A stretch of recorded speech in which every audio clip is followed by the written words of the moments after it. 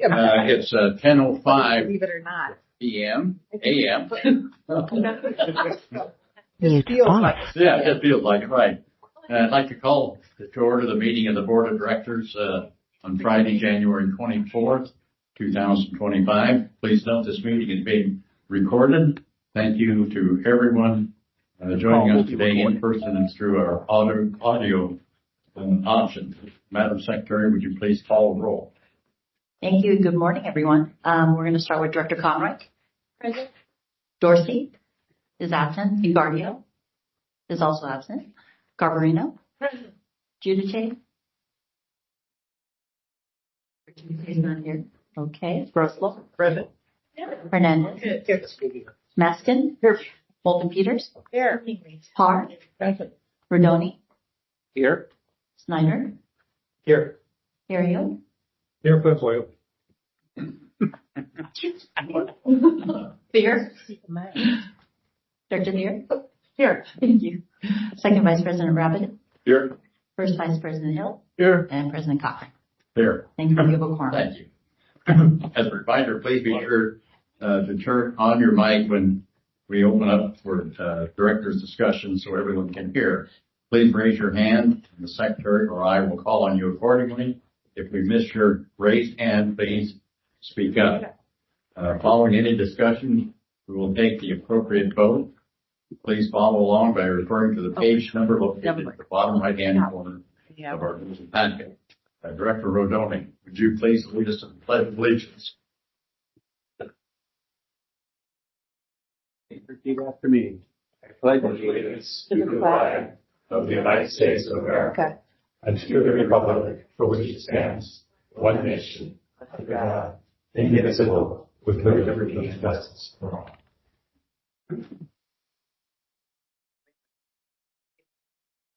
Thank you. Madam Secretary, please continue with the next item on the agenda. Thank you. We're going to move on to agenda item number 4, and that's public comment. And usually we take any and all comments now, but we actually have a request to have comment later on in the meeting, so we're going to also honor that. But we're going to start with the public speaker cards now for under agenda item number 4, and then we're going to start with those in the meeting here today in person before we move to those on the public line. So I'd like to invite the first speaker, Marina Sechetano. Please join us at the end.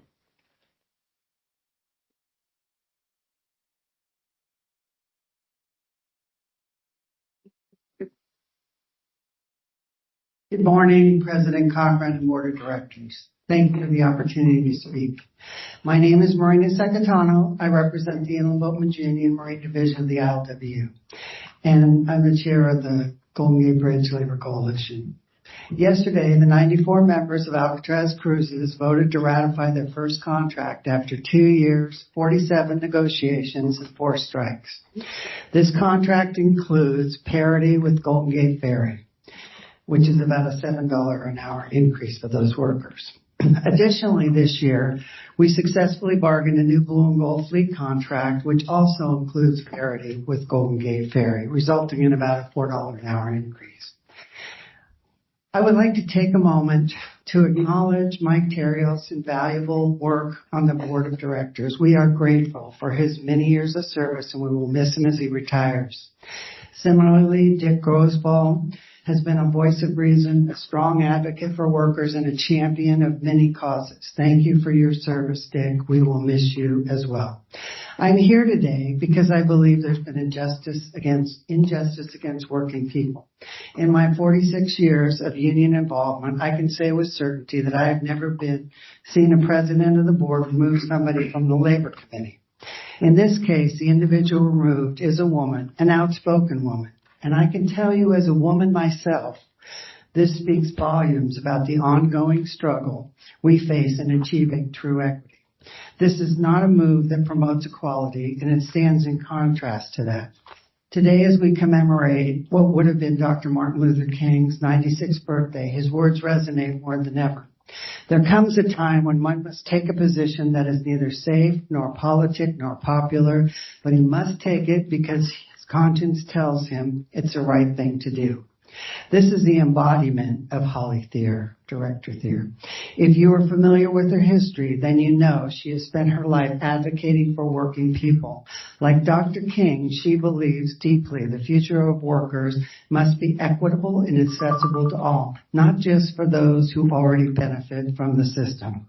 It's imperative that the Golden Gate Bridge continue to include strong labor voices on the Labor Committee to represent those who do not have a voice at the table. Director Thier was appointed to a 2-year term, but that term was ended abruptly. We are still in the middle of coalition negotiation process with many of our side tables unresolved. I urge you to reconsider your decision to restate Director Thier to the Labor Committee, for diversity and inclusion are still critical, and all voices, including hers, must be heard. Thank you. Thank you, Marina. We're going to have Shane Weinstein next. Shane, can you approach the table, please? Thank you.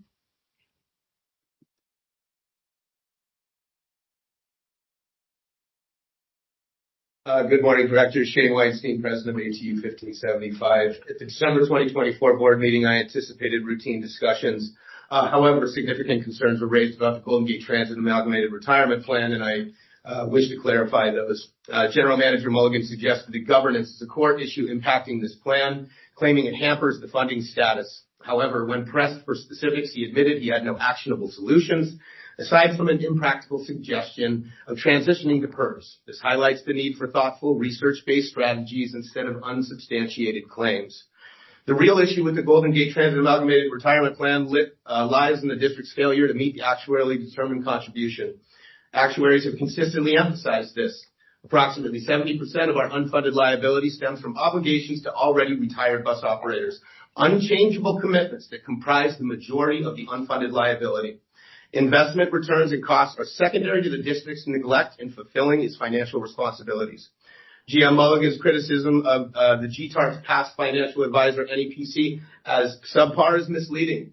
Comparisons between NEPC's 5.7% return and OPEB's cherry-picked benchmark distort the reality. Both plans faced identical financial challenges, including the 2008 housing crisis and the COVID-19 pandemic. Performance variations are part of financial management and not indicative of governance failure. Additionally, the insinuation that trustees make poor decisions in hiring advisors is unfounded. None of the current trustees were involved in appointing NEPC, and the firm's track record is reputable. Unnecessary remarks about NEPC's location and composition only serve to distract from the pressing issue, which is inadequate contributions. Mr. Mulligan's claim that governance changes are essential to avoid repeating past dismiss the trustee's ability to manage responsibly. The governance structure is not inherently flawed. Rather, the district's consistent underfundment is the true issue. Key facts here. The district is the ultimate guarantor of this plan. The actuaries agree that contributions, not governance, are the solutions to securing the plan. Since 2010, the district has failed to meet the actuarially determined contribution despite negotiations. In conclusion, the health of the GTARP depends on addressing its real issues, adequate contributions, and collaborative efforts. I urge the board to prioritize these solutions and avoid being sidetracked by speculative claims about governance. And I want to change really quick. I'd like to address a concerning and unprecedented situation involving board member Holly Thier. Recently, the chairman of this board removed her from the Labor Advisory Committee without reassigning her to another committee. This decision, whether you call it removing, relieving, or replacing, feels unjust, particularly given Holly's unwavering support for labor and her outspoken advocacy. It's difficult to ignore the possibility that her vocal stance as a woman supporting labor may have influenced this decision. In a time when diversity, equity, and inclusion are being scaled back at the federal level, it is vital that this district remain the leader in uplifting those that have historically been marginalized. Holly's advocacy and commitment embody the very principles that we should be championing. I respectfully urge the chairman to reverse this decision. Doing so would not only correct the apparent misstep, but also affirm that this board's dedication to fairness, inclusion, and values we strive to uphold. It's simply the right thing to do. Thank you very much. Thank you, Shane. And our last speaker here today is Dave Rohde. Dave Rohde, can you join us at the end of the table?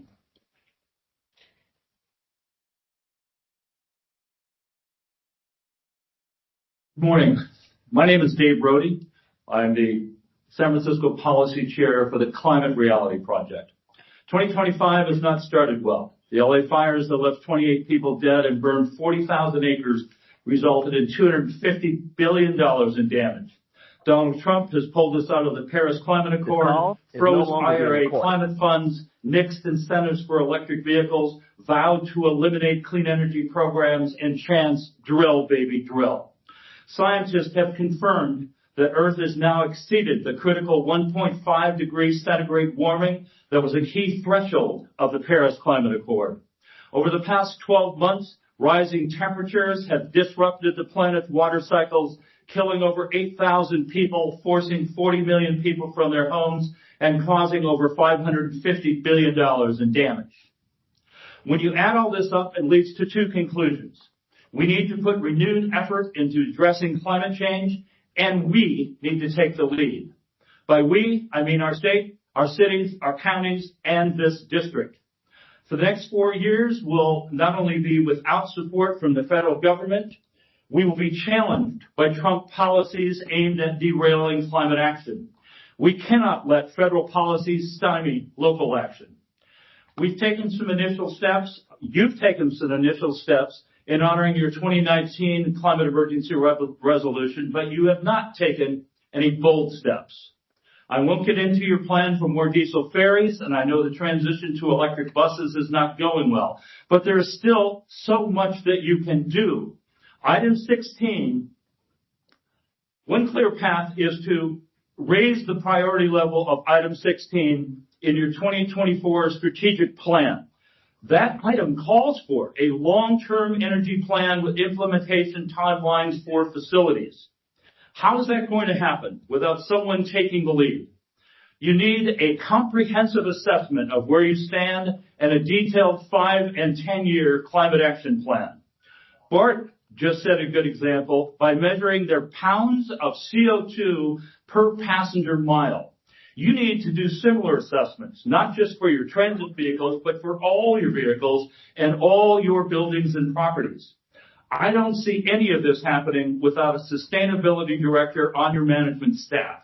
In fact, item 16 calls for just that. It says, consider dedicating staff permanently to the effort and foster district-wide employee involvement in the district's sustainability goals. I urge you, please hire a sustainability director to implement your climate action plan. We've got a rocky road ahead, so it's time to buckle up and grab the wheel.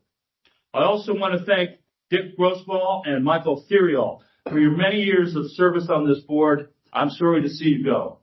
Thank you for listening. That concludes the speakers inside the room here. I'm going to move this over now to the phone line to have Justine introduce anyone on her line and possibly poll, because since we started the meeting, a number of people have joined. So, Justine, would you like to take it away from here?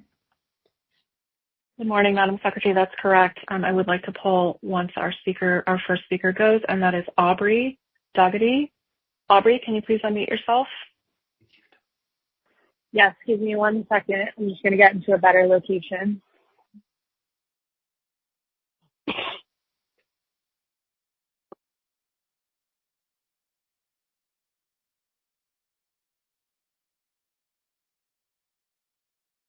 Hello, Aubrey, are you I'm there? here. Okay, great. I'm here. Please go ahead. So just so you know, I'm recording this just because it's kind of hard for me to hear, so I want to be able to listen back. But basically, my public comment concerns the toll going over the Golden Gate Bridge, mainly for commuters. Before I get to that, I would also like to urge more transparency for what time exactly these meetings are, because I went to the physical yearly meeting yesterday, didn't know what time that was at, but just showed up and was told this was the meeting to speak at because it's the board of directors. So, it just was hard to figure out what time it was, and thankfully someone told me to come back at 10. Now, what I wanted to make a public comment about was how expensive the toll has become over the past couple years. And it's also something that would be nice to have more transparency of where this money's going, because from the Golden Gate Transit website and from my research of looking into minutes, I found that a lot of it is going to just funding our public transportation, etc. I saw a couple projects, but it would be nice to get a refresh of that up to date to see where all this money is going. I know it's a couple million. And because it is such a tourist, attraction, tourist area, I think that it would be highly suggested to have a commuter toll for those of us that cross the bridge to go to work every day, because I think 23 million or whatever you guys are making off of it is more than enough. And I don't think that would be diminished by helping your local citizens get to work, and not spend, a portion of their paycheck just to go. Thank you so much for listening. I would love to talk further with anyone about this, and if you would like to talk to me further, my email is AUD as in dog, OUGHERTY @ucsd.edu. Thank you so much.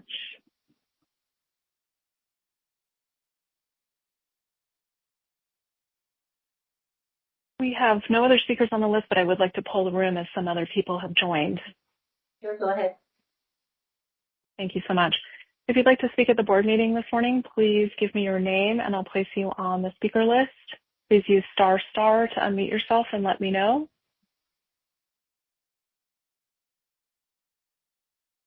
Did I hear somebody Kim unmute? Would you Tavallone, like to? Kim Tavallone. Kim. I would like to. Thanks, Kim. Just give me one moment. Perfect. Thank you so much. Is there anybody else that's joined us that would like to speak this morning? Please use * to unmute yourself and let me know. Hello? Yeah, this is Maddie Hirschfield. I would like to speak. Can you give me your last name? Hirschfield, Hirshfield. Thank you so much, Maddie. If you can just bear with me. And please mute your own phone for a moment. Is there anybody else that would like to speak this morning at the board meeting? Please use * to unmute yourself and let me know.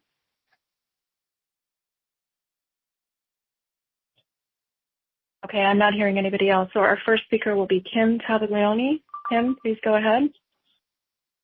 Yeah, Kim Tavallone, San Francisco Labor Council. So we had gotten wind that Holly Sayre was removed from the Labor Committee. This is greatly disturbing to all the labor unions that work at the Golden Gate Bridge Board. It sends a clear signal that the Golden Gate Bridge Board of Directors is kind of starting to pick a fight with the labor unions and is not interested in labor peace. This is greatly disturbing because we have a number of side tables that are still going on. A lot of those conversations are still happening. We are in the midst of what will likely be a huge crisis with the current Trump administration. And furthermore, we need that bridge board to actually take DEI into consideration and stand for something, not Trump values, but Bay Area values. These are the people who cross the bridge. The bridge board needs to look more like what the commuters look like, whether they're on a bus, whether they're on cars. It's just a travesty on what's happening, and Labor Council stands firmly against this move to remove Holly, and we urge you to reconsider immediately. Thank you.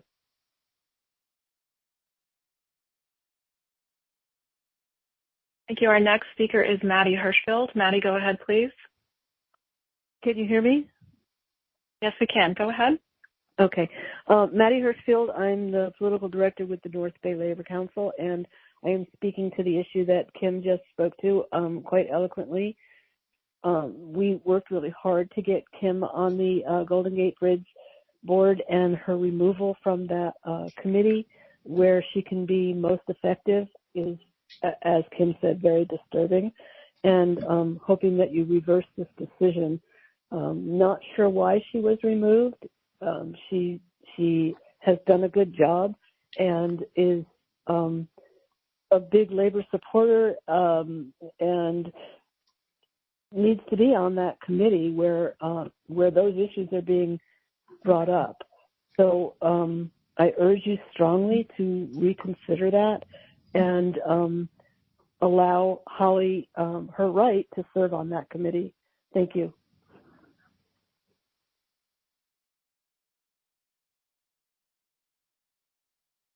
We have no other speakers this morning. Thank you. Thank you, everyone, for your comments. This concludes our public comment for items on today's agenda. We are going to move on to item number 5 to approve the consent agenda. Before we take our vote, are there any questions from the board members on the consent agenda? So moved. Second, Rabbit. Moved to second. Wonderful. All right. Thank you. Are there any comments dealing with this? If not, all those in favor say aye. Aye. Is there any opposition? Let the record show there is no opposition and the motion passes. Move on to item number 6A, which is the report of General Manager. Dennis, would you proceed with your report? Thank you, President Cochran, members of the board, members of the public. My written report is before you. I will highlight a couple items in my report and one or two that have come up subsequent to my report being published. First off, I would like to mention that the Golden State Warriors held a community activation program at the bridge on Monday, January 13th, in partnership with Girls Inc., Rakuten, the Engineering Alliance for Arts, and your staff. The Warriors brought a middle school girls from the East Bay, most of whom had never seen the bridge before, to spend time with your staff. Our staff took them on a walking tour of the exhibits that we installed about 12 years ago with our National Science Foundation grant, talked about the engineering, science, technology at the bridge.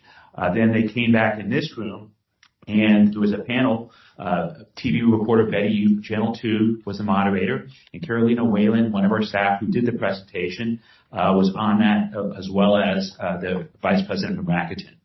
But I want to give a shout out to Carolina Whalen and Elizabeth, two of our engineers that took the time. A lot of us were just in the back as wallflowers, just watching with great joy, seeing this opportunity to expose these young women to potential role models in life. So I just wanted to start off with that because it was a very special moment. Arguably, between the Warriors and the Golden Gate Bridge, you have the two best brands in the Bay Area.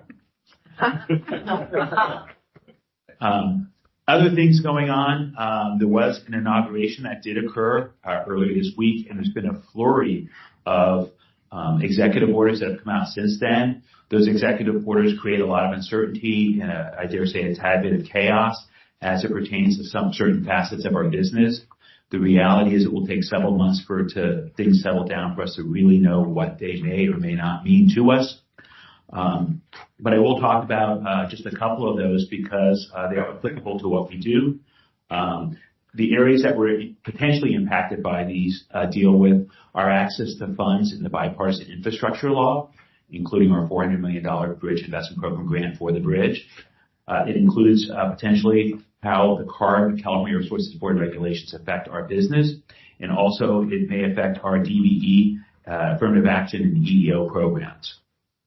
The flurry of executive orders came out. One was entitled Unleashing American Energy. That one, the title would not seem to indicate, but it affects disbursement of funds under the infra and the bipartisan infrastructure law known as IIJA.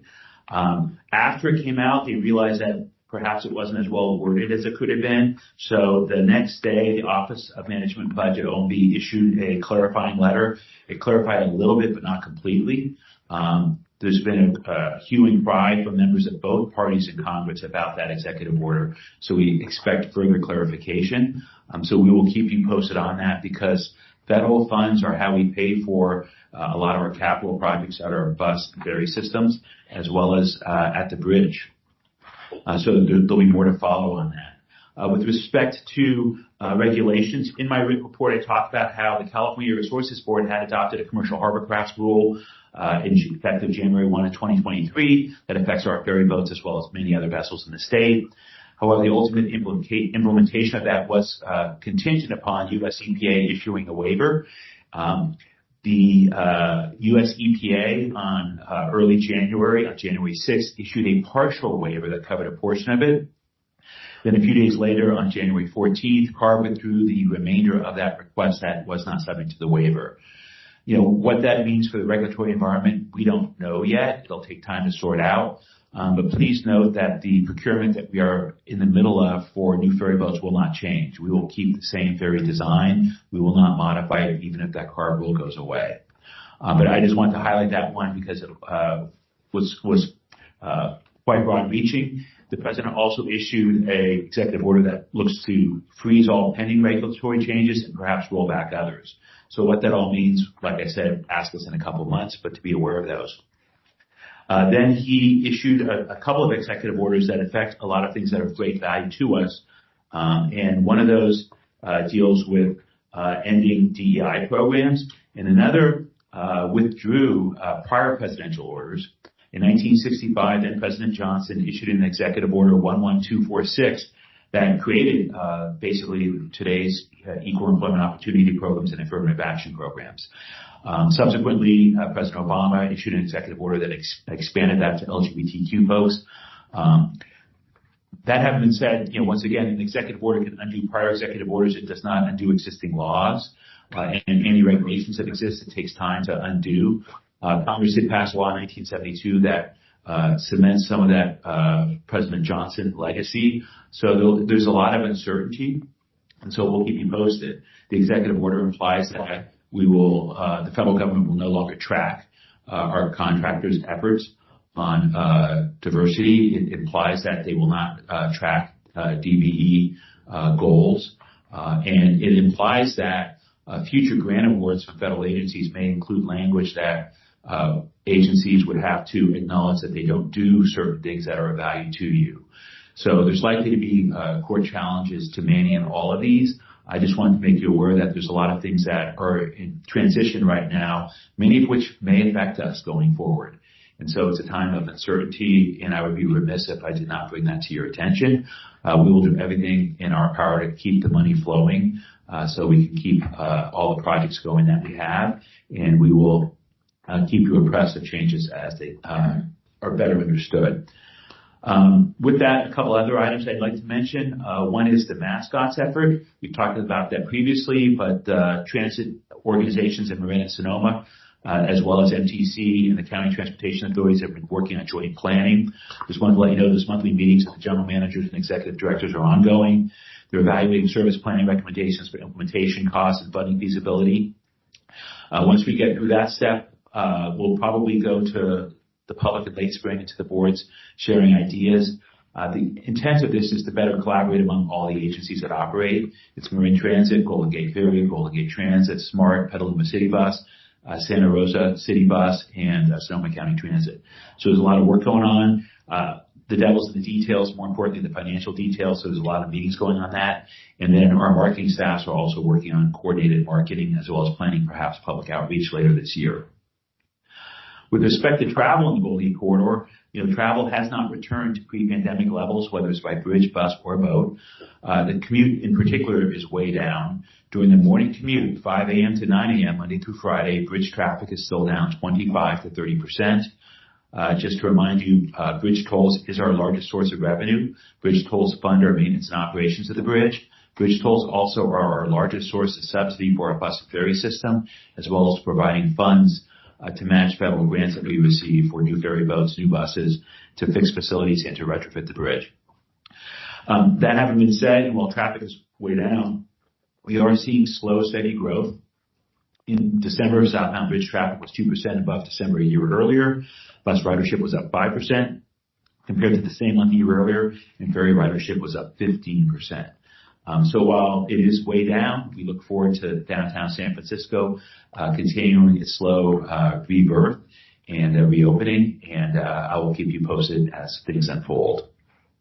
Now it brings me to my favorite part of my presentation, and that's the Employee of the Month. So at this juncture, I'd like to ask Fred Mixon to come to the front of the room.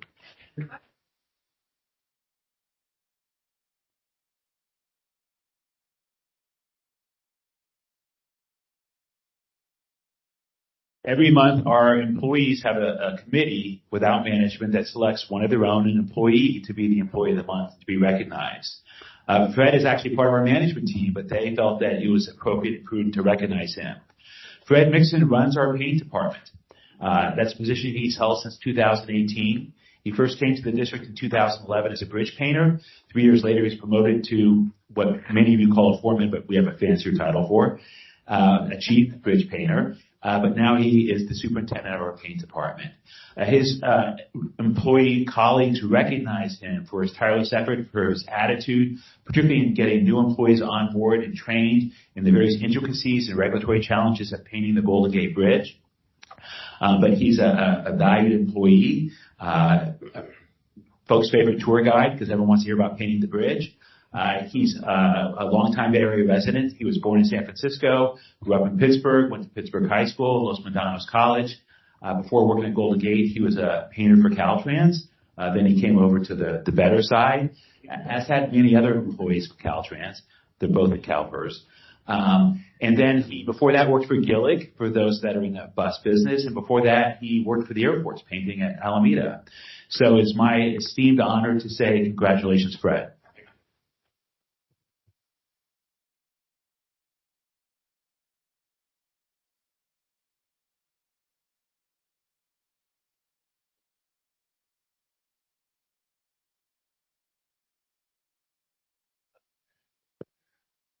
First thing I want to say is, if I get emotional, excuse me, in my older age, I've been getting emotional. I don't know what that's about. Serious. I would like to thank the board for having me. It's a pleasure, trust me, to get this as a manager. It doesn't happen often, so it means a lot to me. I would like to thank Dennis, bridge management team, Dave Rivera. He's done a great job, and I really appreciate working for Dave. I would also like to give a special shout out to Jackie and Justine for always being there when I needed. Always it's the small things that you appreciate. I really appreciate them always being there for me. I would like to thank my chiefs, Chad Allen, Chris Dieselman, Mike Alfonso, Rob Valdez, Xavier Portia. Without them, I definitely wouldn't be up here. Those guys, I can handle the paperwork part, and they can handle out there in the field. That means a lot. They're the best in the business. I would like to thank my paint department. We have a great bunch of guys, very, very sharp people. They take care of business. I don't have to worry about anything. I always tell the guys, I'll bet my check that it's not my guys, because I know that my guys are going to be in the right place all the time. You know what I mean? When it's time to go, everybody else will be leaving. My guy's going to be standing right there till it's time to go. So I really appreciate that. And that, that just goes with my foreman. They do a great job. If I'm not there, everything runs the same. Trust me. And also I would like to thank, my wife, Rebecca, and my 4 grown-up kids, Jessica, Sierra, Kevin, and Isaiah. Also without them, putting up with me, then I definitely wouldn't be up here. So thank you, everyone. Appreciate it. It's really,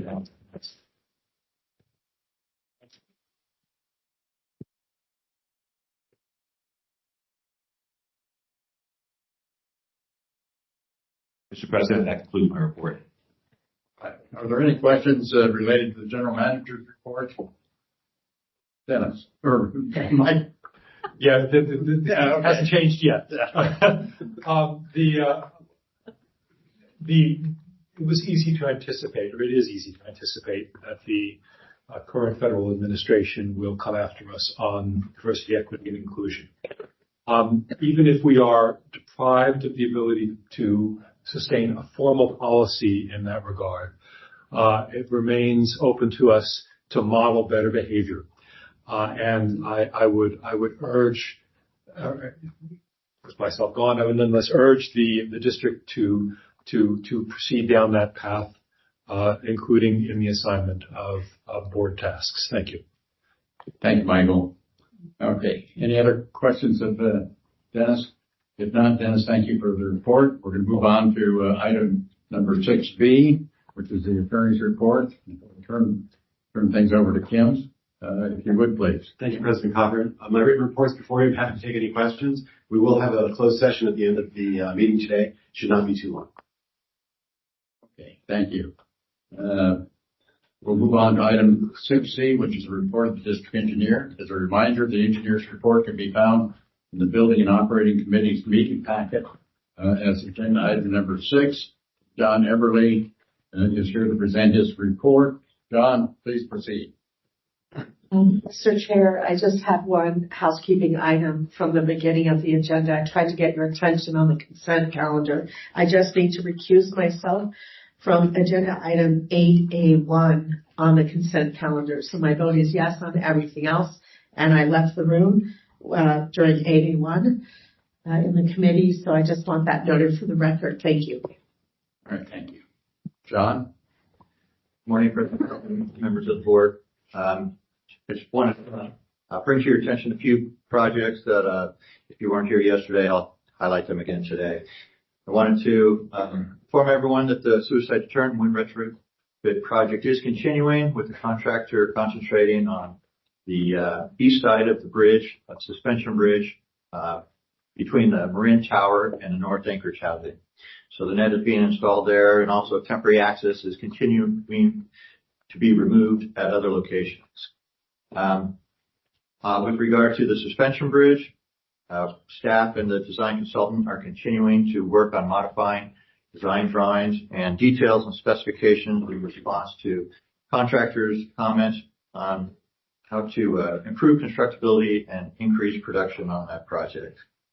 Also, the Vista Point Trail project has begun. Contractor for National Park Service is out there establishing their staging areas and working on Conselman Road. So if anyone's out there, if you to see that project get started.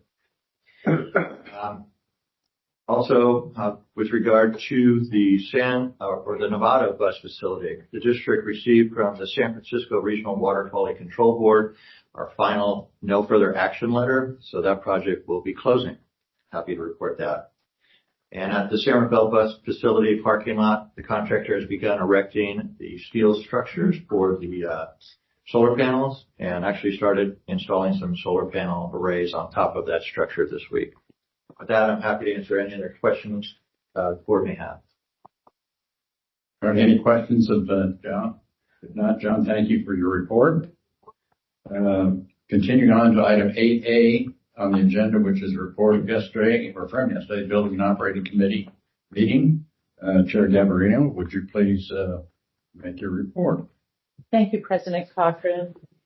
The Building and Operating Committee recommends approval of item number 8A1, which is to authorize execution of professional services agreement number 2024B013, Golden Gate Bridge Underwater Inspection Services with Consular North America, LLC, San Francisco, in an amount not to exceed $331,720 to perform Title 23 Code of Federal Regulations Part 650 mandated bridge inspections at the Golden Gate Bridge, and also to establish a 10% contingency for the professional services agreement in the amount of $33,172, with the understanding that sufficient funds to finance these actions are available in the fiscal year 2024-2025 Bridge Division operating budget as detailed in the staff report, and I so move. Second. Okay, it's been moved and seconded. Any questions before the vote? If not, all those in favor say aye. Aye. Aye. Any opposed? I thought Barbara was opposed. Oh, no, I want to make a comment. Okay. Let the record show that there is opposition and the motion passes. Barbara. Yes, I apologize that yesterday I didn't say this, but John, do I recall that when we had one of these, that there was some video footage that we got to see of them down inspecting the pylons? Aren't you sorry that I asked? Yes, we did have video footage, and we'll have similar footage after this inspection. Thank you. That's what I wanted to hear. Thanks. Hopefully it's not as entertaining though as the video you saw. You're right. Okay, Chair Garbarino, would you please continue with your report? Thank you again, President Cochran. The last recommended item for approval today is item number 882, which is to approve award of contract number 2025D001, Massimo Licensing to Z Pro Solutions, Naples, Florida, for a 3-year base term for a total not to exceed amount of $859,278.95 for licensing, maintenance, and support for the district's Massimo asset management software application, and authorize the general manager or his designee to approve amendments to the contract to allow for future years annual recurring maintenance and support for the Massimo system after the 3-year base term, provided that funding has been allocated in the annual budget and such renewals are in the district's best interest, as is detailed in the staff report, and I so. And I have a motion. Do I have a second? Second. It's been moved and seconded. Before I ask for the vote, are there any questions on the item?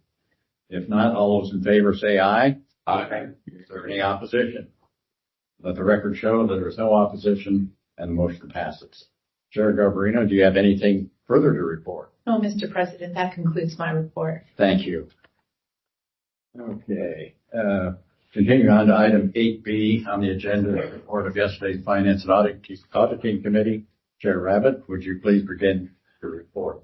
Thank you, President Cochran. The Finance Auditing Committee recommends approval of item 8B1, which will authorize the general manager or designee to submit and execute grant applications, cooperative agreements, and certifications and assurances as required by the Federal Transit Administration for federal funding assistance for sections 5307, 5309, 5337, and 5339 formula programs, and by the Federal Highway Administration for Surface Transportation Program funding to support transit projects, commit the necessary local match funds for the projects, and assure completion of the projects as detailed in the staff report, and I so move.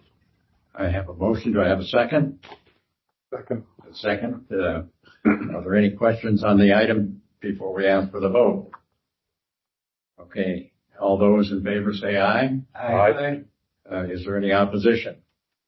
Let the record show there is no opposition. The motion passes. Chair Rabbit, would you please continue with the next item? Thank you, President Cochran. The committee also recommends approval of item 8B2, which will authorize the general manager to file an allocation request to the Metropolitan Transportation Commission for Regional Measure 3 funds to support project number 1717, San Rafael Transit Center Replacement Design Environmental, in the amount of $500,000, to file an allocation request for the remaining $1,500,000 when the final design commences for the project, and to file revisions to this allocation request, if necessary, as detailed in the staff report, and I so move. I have a motion. Second. A second. Are there any questions on the item? If not, all those in favor say aye. Aye. Is there any opposition? Let the record show there is no opposition and the motion passes. Director Rabbit, would you continue? Thank you, President Cochran. The committee also recommends approval of item 8B3, which is to authorize the setting of a public hearing to receive public comment on the proposed establishment of a no-cost or reduced-cost interagency transfer pilot program that would provide a fair discount for riders transferring from any transit agency participating in the Clipper 2.0 electronic fare collection system on Golden Gate Transit regional bus routes and regular non-special event Golden Gate ferry service on Thursday, February 27th, 2025 at 9 a.m. in the boardroom, Administration Building, Golden Gate Bridge Toll Plaza, San Francisco, California, as detailed in the staff report, and I so move. I have a motion. Do I have a second? Second. Before I ask for the vote, are there any questions on the item? Thank you. All those in favor say aye. Aye.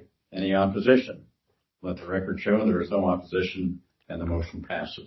Chair Rabbit, would you please continue? Thank you, President Cochran. The next item for recommendation is the approval of item 8B4, which will authorize the setting of a public hearing to receive public comment on a proposed annual fare increase program that would annually increase Golden Gate Ferry fares on April 1st by 50 cents for trips each way between Larkspur and San Francisco for special events, beginning April 1st, 2025, and continuing through March 31st, 2028. On Thursday afternoon, or Thursday, February 27th, 2025, at 9:15 a.m. in the boardroom administration building, Golden Gate Bridge, Toll Plaza, San Francisco, California, as detailed in the staff report, and I so move. I have a motion. Do I have a second? Second. Been moved and second. Before I ask for the vote, are there any questions related to the item? If not, all those in favor say aye. Aye. Is there any opposition? Let the record show there is no opposition and the motion passes. Chair Rabbit, would you please continue? Change my name. Thank you, President Cochran. The last item for recommendation, the approval of item 8B5, is item 8B5, which is to receive the independent auditor's single audit report for the year ending June 30th, 2024, as submitted by Eide Bailly LLP, as detailed in the staff report, and I so move. I have a motion. Do I have a second? Yes. Second. Are there any questions on the item? If not, all those in favor say aye. Aye. Aye. Any opposition? Let the record show there is no opposition and the motion passes. Chair Rabbit, do you have anything further to report? That concludes my report. Thank you. Thank you, sir. All right. Continuing with 8C on the agenda, which is from yesterday's Government Affairs and Public Information Committee meeting. Chair Snyder, please bring your committee report to the board. Good. Thank you, President Cochran. The Government Affairs and Public Information Committee recommends the approval of item 8C1, which is to approve the award of contract number 2024 MD-009 advertising services to Lamar Transit LLC to provide the district with district-wide advertising services for a period of 3 years, with 3 years, 1-year options exercisable at the district's discretion, as detailed in the staff report, and I so move. I have a motion. Do I have a second? Second. It's been moved and seconded. Before I ask for the question, are there any questions related to this item? If not, all those in favor say aye. Aye. Any opposition? Let the record show there is no opposition and the motion passed. Chair Snyder, do you have anything further to report? Mr. President, that concludes my report. Thank you. There are no addresses to the board under item number 7. Moving on to special order of business. Item number 10A is to authorize a resolution of appreciation for our outgoing director, Dick Roseville. Me. And hey. That's why I had to take a breath. We talked to Dick at length, attempting him to stay on, but Dick has he's been on our board since August of 2006, a mere 2 years after I got on, just shy of 19 years, and we couldn't convince him to stay a full 20 years. We tried, believe me. But the board is very appreciative of the time you've given us. Dick has been a help to the district through some difficult times, and celebrate the success along the way. I'd only been on the board a couple of years when young Dick Roseville joined us. Not so young now. One of us are together along with Robert Barr and Sabrina. 1 month later, in September, we were part of the board that approved the environmental study and preliminary design of the suicide deterrent system on the Golden Gate Bridge. Dick chaired the advisory committee, and I'm glad that you were still able to see the completion almost 19 years later.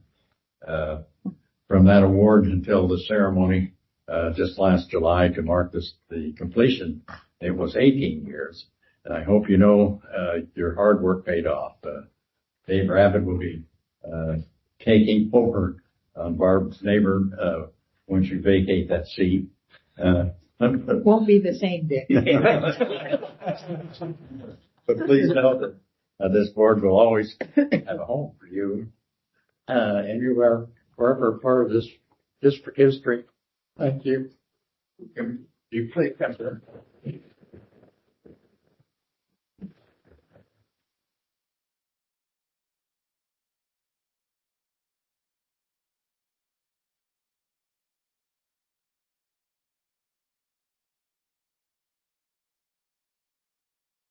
Now, this resolution is pretty long. Don't read it, please. All right. Thank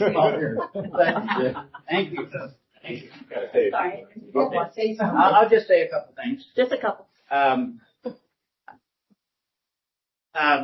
Well, the main thing is I've just appreciated the opportunity to be in this position. I'm not a public official like many of you, and so I had the Board of Supervisors. It was Tom Amiano back in 2006 who asked me about first he wanted to know what my position was on the suicide net.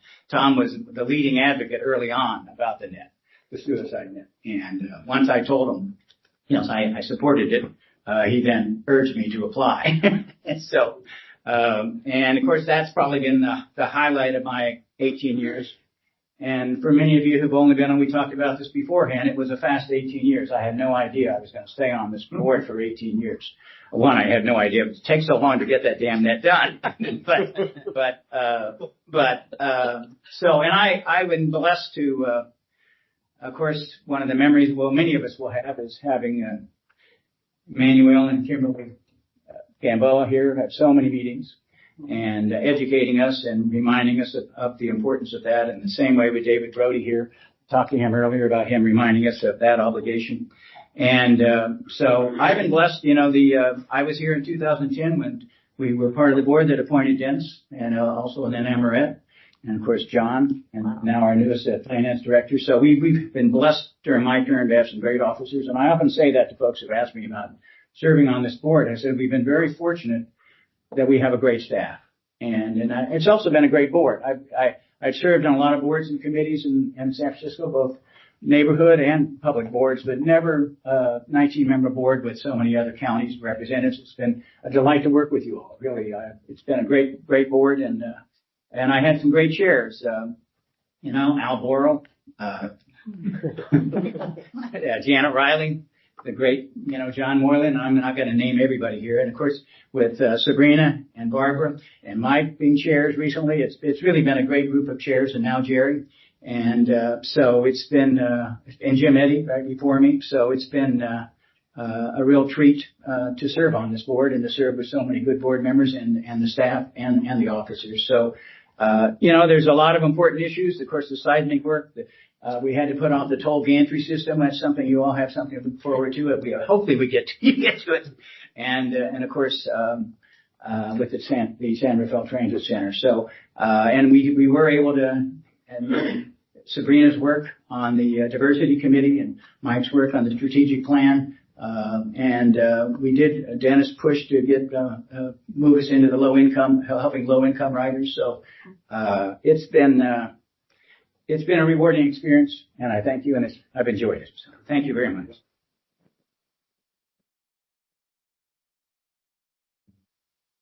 Getting ahead of myself, I do need a motion to approve that resolution. Although I have already given it to them, but may I have a motion? So moved. And a second. I got moved and seconded. And I had one other point. I forgot to say one thing about Mike. Is that wherever we were setting the Suicide Prevention Advisory Committee meetings, I would always say to Amaret, I said, would you make sure you set a date that Mike can be there? Because with Mike's experience as an iron worker and in the construction fields and his overall knowledge and just good judgment, it was important that he was there for almost every meeting. So I thank you for that. Thank you. All right, I have a motion to approve the resolution I've already presented. Can I have all those in favor say aye? Aye. And I assume there's no opposition. So again, thank you very much. Thank you, Jerry. Thank you all. It's really been a pleasure having you. And don't forget us. You can come back and visit on occasion. Right. That'd be a fun day, wouldn't it? Yes. Right. It's still open day. Thank you. All right. Now, let's move on. The agenda item 10B, to authorize the resolution appreciating to our outgoing director, Michael Carroll, in his summer outfit already in the middle of winter. Mike joined us a little before March of 2011. And in fact, I think Mike missed all the serious stuff and joined us just in time to execute an MOU with the Park Conservancy to plan the event for the 75th anniversary.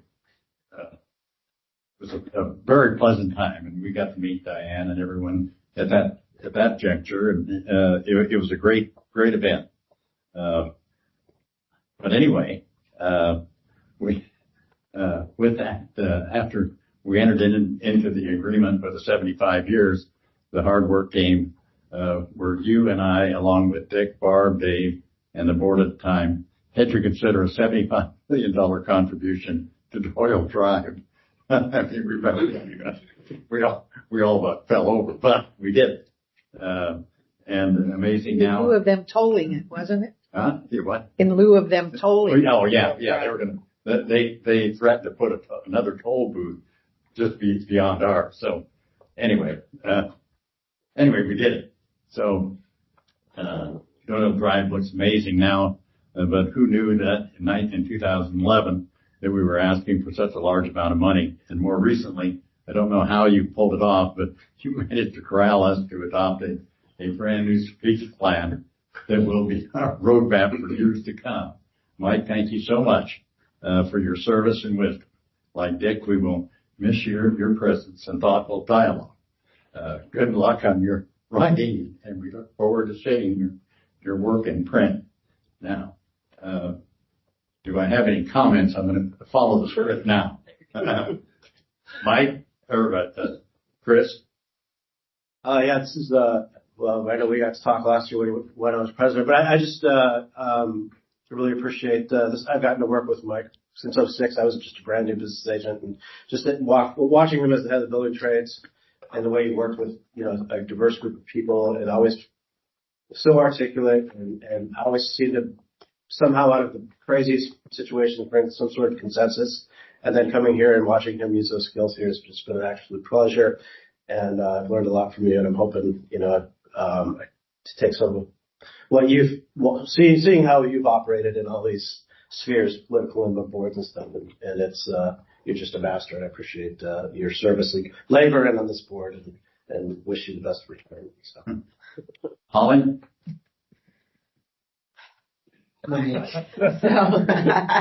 So when I heard Mike was retiring, I started my stream of phone calls to try to convince him not to go. And I want to talk, I first met Mike through San Francisco politics. I saw him, he was an iron worker. He rose to the helm of the San Francisco building and construction trades at a very difficult time. And I forever appeared before him asking for an endorsement. And Mike never wavers in his support for organized labor. And he never wavers in his support for this district and the working men and women who serve us all. And the other thing that he did as president, which was amazing to me, is that he focused all of our energy, all of our different viewpoints and all the different communities and counties and jurisdictions from which we all come to serve on this board into a strategic plan.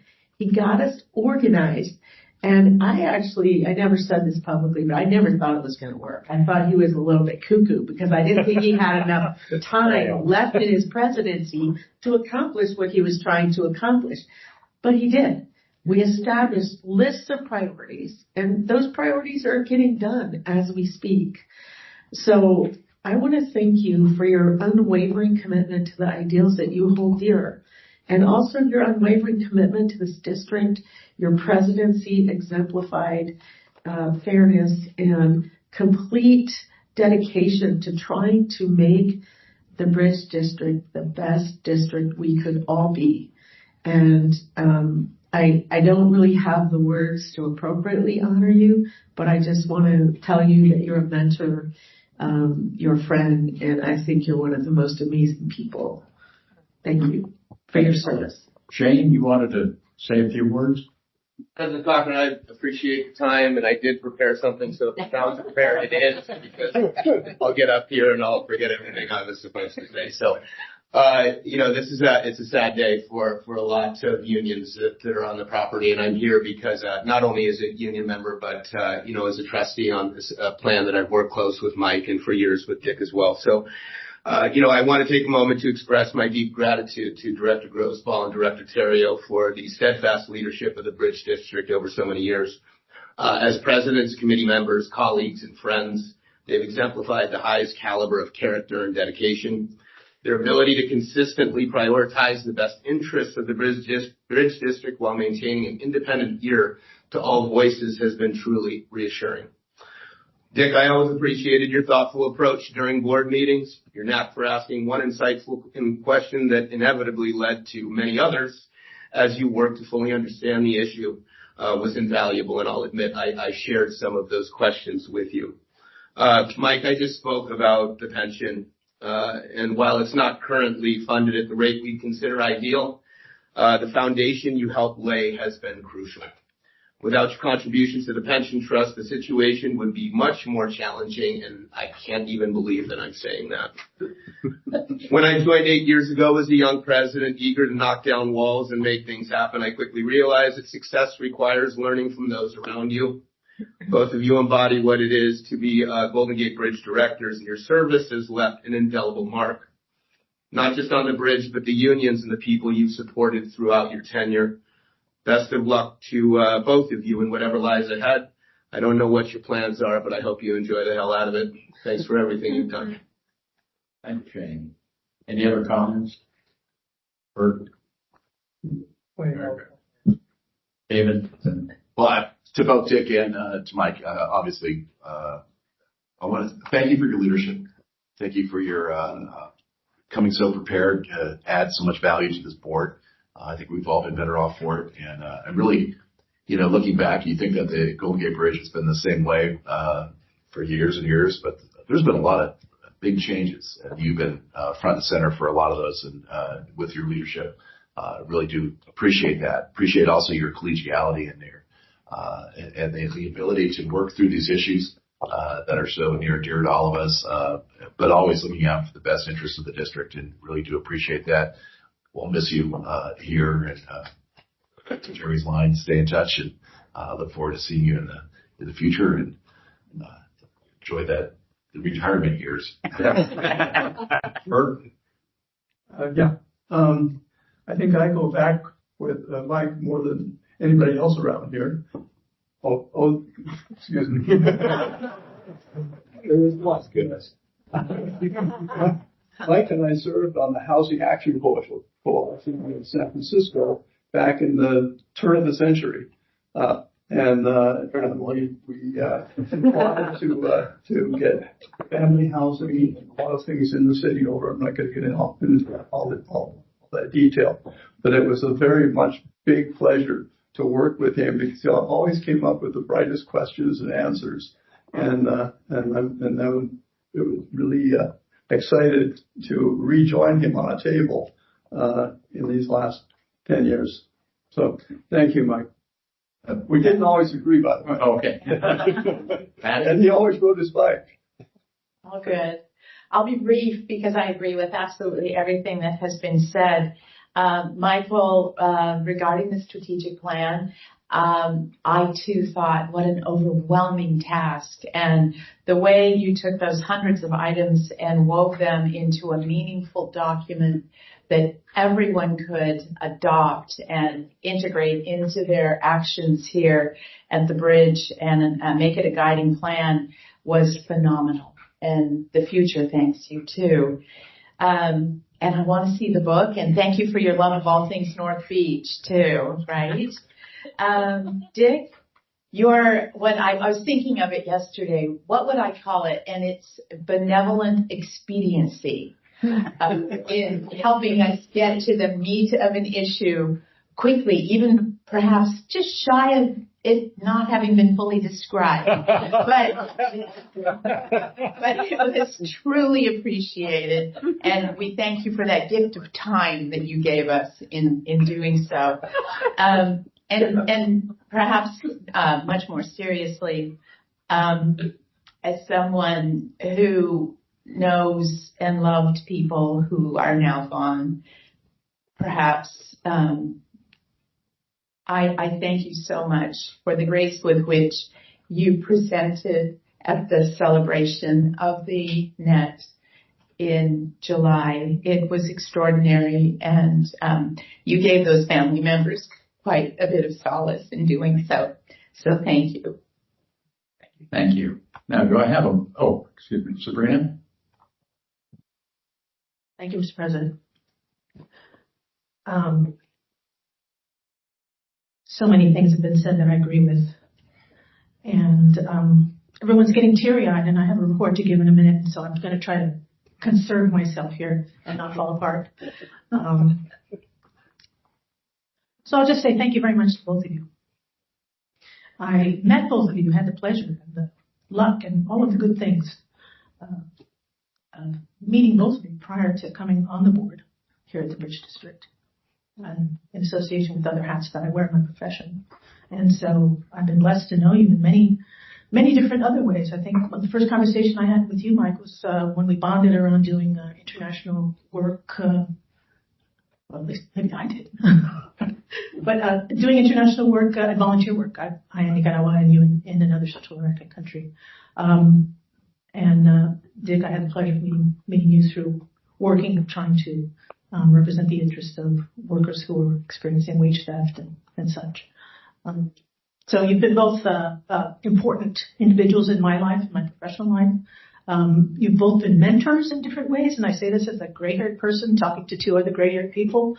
But I think that we can do that with one another. I've admired and the way you've moved through life as individuals, as private persons, but as well as professionally. You've impacted so many different communities. I feel fortunate that I was able to watch you do that and sometimes share in your doing that. It's been an honor. Thank you so much for what you've done for the district and all of the communities that you touch. You'll be missed. And I just want to note that I remember that Hawaiian shirt from your last term.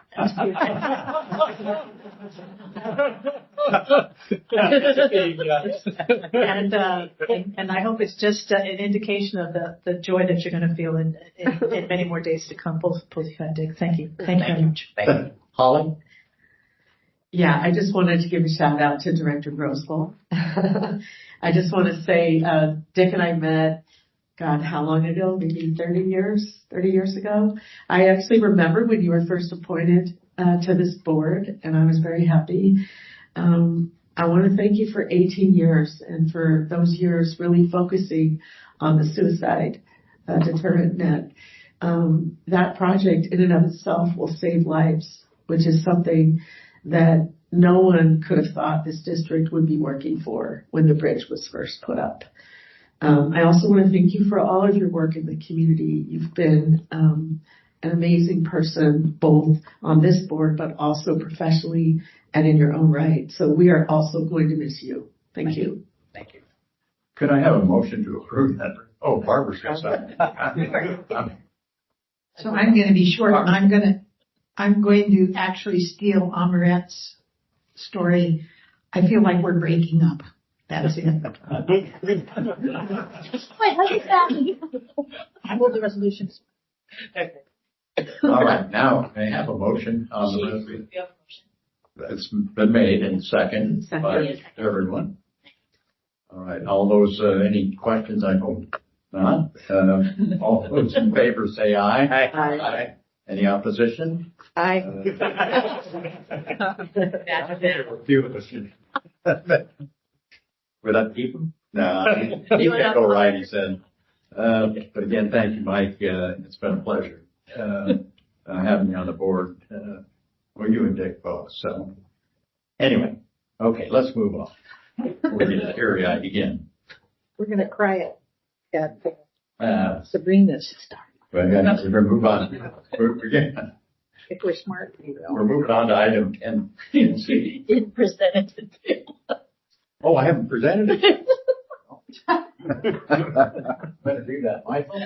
You may want to say something. Yeah, you might want to say something too. I get the best.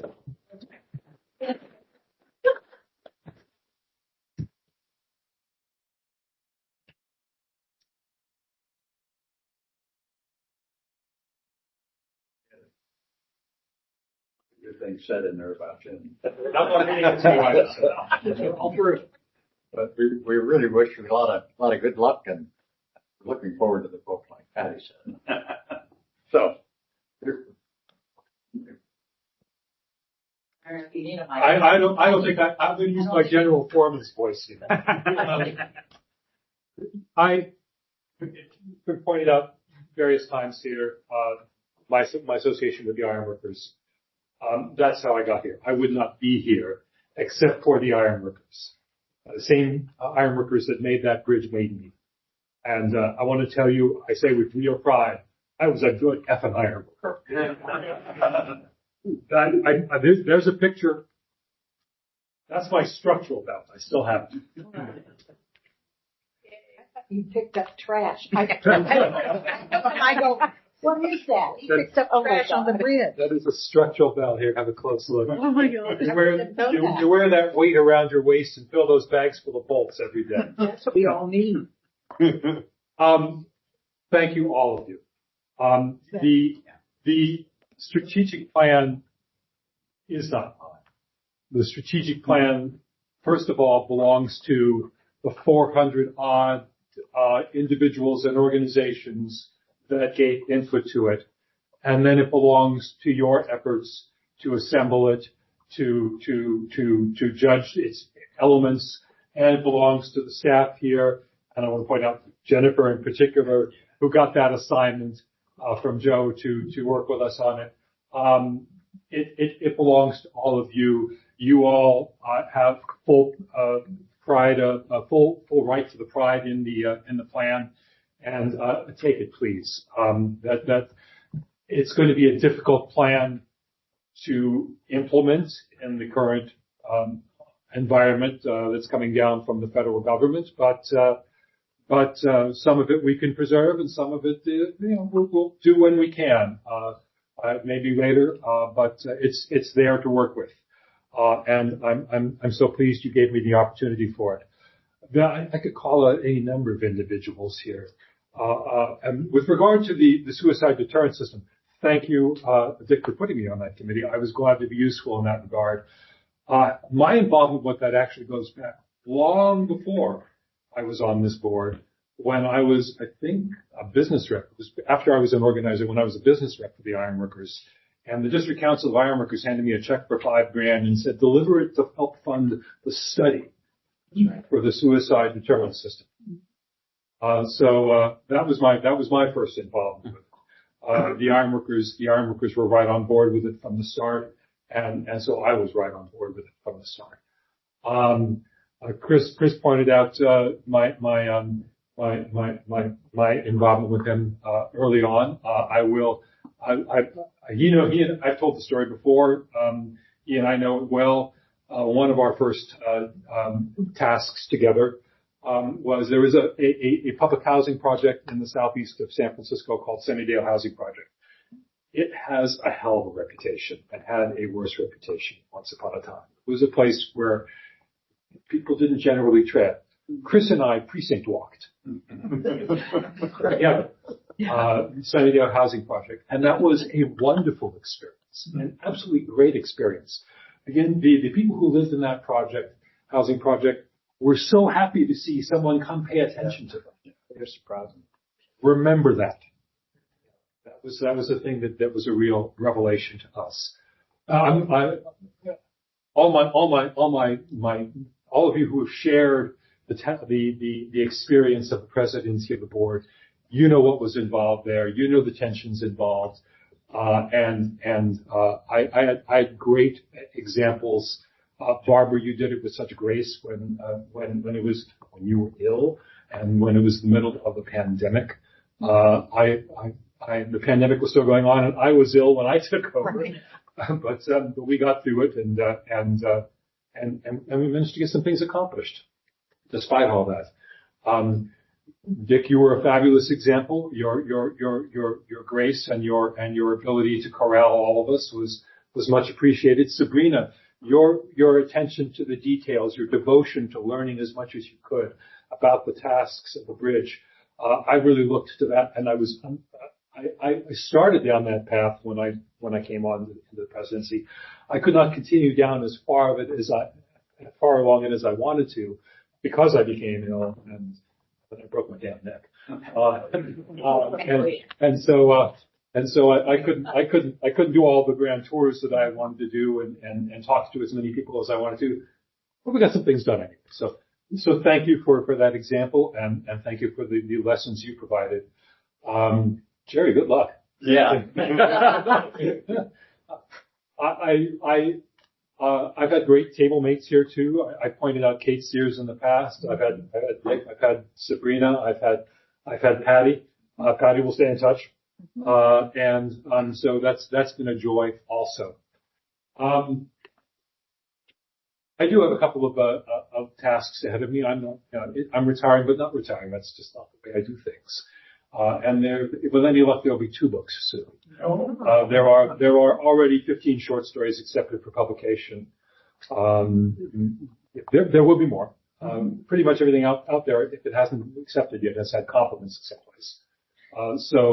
Sooner or later, somebody will take one. At 20, I think I have a book. So that's not far away, that one. The novel is at the first draft. It's 621 pages right now and 52 chapters. That's too long for me to read. It is audible. It is a wild, ungodly mess. Think James Joyce's Ulysses times 5. But if I can ever master the thing and get it under control, we'll see where that goes. And it'll give me things to do for a while. There's a person in the back of the room, way in the back corner. Stand up, please. That's my wife, Diane.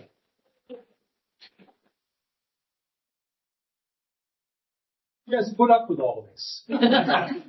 And I'm a handful. That's a lot of work. She can tell you I'm prone to moods. Not that I'm not prone to moods. But The waves are big at the bridge. So she's been supportive and she's told me now it's time. So goodbye to you all and thank you.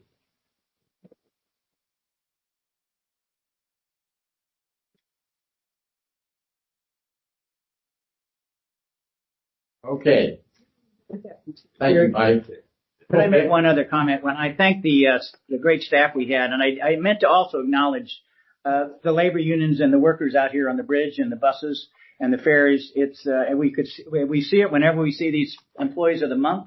And although there's tension every 2 or 3 years during negotiations, it seems like by and large, management and labor get along pretty well here. And it's always heartwarming to hear some of these comments the workers make when they receive these awards and they get acknowledgments and recognizing that there have been some challenges. But many thanks to the coalition and Marina and to Shane and ATU and the other labor unions and workers out here. It's really been great working with you. And I neglected when I mentioned the officers, it wasn't conscientious, but I did forget to mention our legal counsel too. So thank you. Thank you. All right. Thank you. Well, thanks again, Mike. We appreciate it. Let's move on to item 10C, which is ratifying my appointments to the Golden Gate Bridge Highway and Transportation District other boards, and that's to the ATU board and the SMART board. So it's in your agenda packet. Any questions? Move to approve. Move to approve. Michael's last motion. And Dick second. All right. Except Barbara. No, I am kidding. You have to sell me. I've been around so long. Now, do I have, I've got a first and second. Any questions relating to those 2 boards? If not, all those in favor say aye. Aye. Opposed? Hearing none, let the record show there is no opposition and the motion passes. Okay. Now we're moving on to item number 10D, which is a closeout report of the chair of the Advisory Committee of Equity Diversity Issues. Chair Hernandez, first off, thanks to you, the members, for tackling these topics and the thoughtful discussion with staff. Barb created this advisory committee under her presidency, and the work took through Mike's and now my presidency. We made it, so please take from here and begin your closeout presentation. Thank you. I prepared, Mr. President. Thank you. Thank you, Mr. President. So yes, this topic is, as you can imagine, very important to me. It's very important to all of us here at the Bridge District. And it came about during a very time I'm going to be speaking, probably not as eloquently as many of you here at the board, but I'm going to do my best to get through this. We've all demonstrated how we are criers today, so I'll probably cry a little bit, just a little advance notice, but maybe you expected that. It's important information. It's important work of the committee. I feel very proud and fortunate to be able to present it today. I feel grateful that the committee was formed. Thank you again, Barb, for having me done. And thank you for making me the chair. And I did my best. The committee did their best. I think that through this experience, we saw how earnest and respectful people were, and with such a genuine effort, with a full heart, to reach the product that I'm presenting today. So hopefully you have this handout. It's going to be up on the cameras as well. Thank you very much, Emma, for doing that at last minute, providing this handout. And I'll be going back and forth in the handout just to give you advance notice. It's not going to be sequential. I'll try to help you keep up to the best as I can.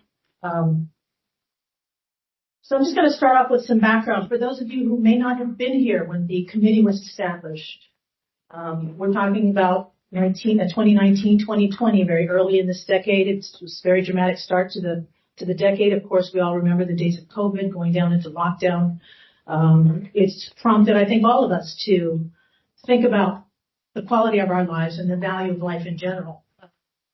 We were all impacted in different ways as a result of the COVID pandemic.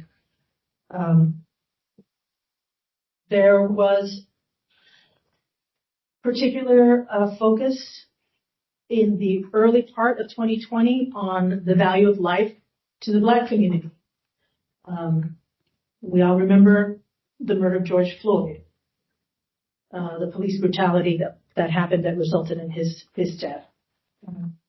There were lots and lots and lots of discussions that followed that unfortunate incident. George Floyd was not the only name we learned during that time period, and there are many that we do not know that were similarly situated and experienced the same types of assault, tragedy, and abuse previous to George Floyd. But it was a time where our country was looking at racial injustice and institutional inequality, and organizations far and wide, whether it was an educational institution, a governmental agency, private industry, corporations and private industry were realizing the need to evaluate, examine, do some analysis, think about their contributions to equality or inequality. And the district was not alone in deciding that it was a value for us to do some of this work about our organization and the Bridge District in general. So thus, Barbara established the committee. I chaired the committee, and I want to recognize all of the individuals that participated on that committee. And I'm going to ask for your patience as I get through this list. It is very long, but I want to say these names out loud.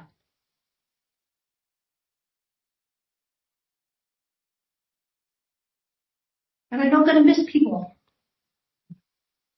I know I'm going to miss some people who did not get their name on an agenda, did not get their name on a PowerPoint.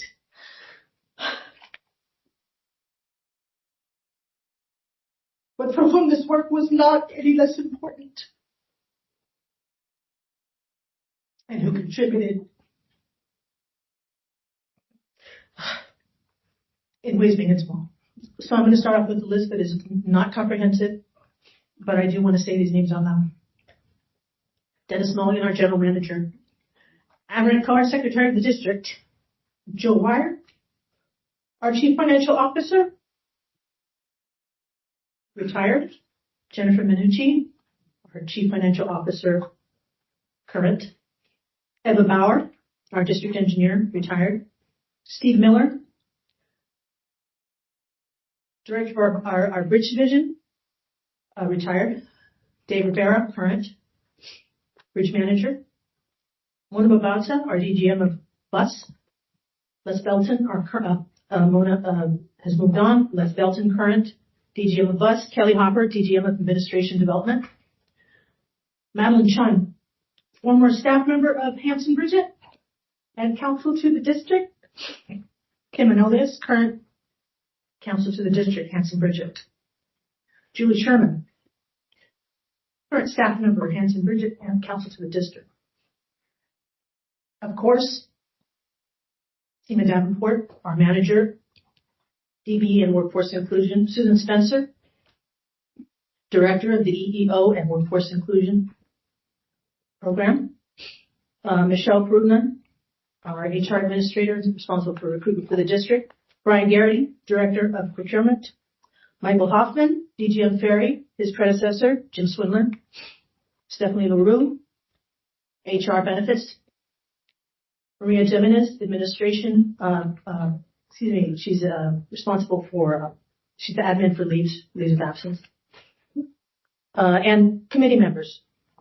Barbara Parr, Alice Fredericks, former board member, Patty Garbarino, Dick Roswell, Bert Hill, Mike Terrio, and first-time former director Myrna Melgar. So long staff, long list, lots and lots and lots of work. I'm going to do my best to get to this. So the district, after those events that took place in the early part of 2021, the committee was established. The staff spent lots and lots of time and resources to sort of look at the entire landscape of the district and to help formulate an appropriate approach for the committee. They took an inventory, as I said, very deep dive. Grateful to the staff for helping to prepare sort of the framework and the approach for how the committee did its work. There was some guidance from the public transportation, the Association of Public Transportation Authority group. I'm sorry, I'm not messing up that name, I'm sure, but there's an association that we belong to that has supported us, and we have supported. We're members of this organization. It's a national organization that is made up of transit district authorities, and they put together some guidance for us. And not unlike lots of other organizations and districts, there were DEI programs being developed everywhere. San Francisco had a great one that came out very early on that was developed by the port.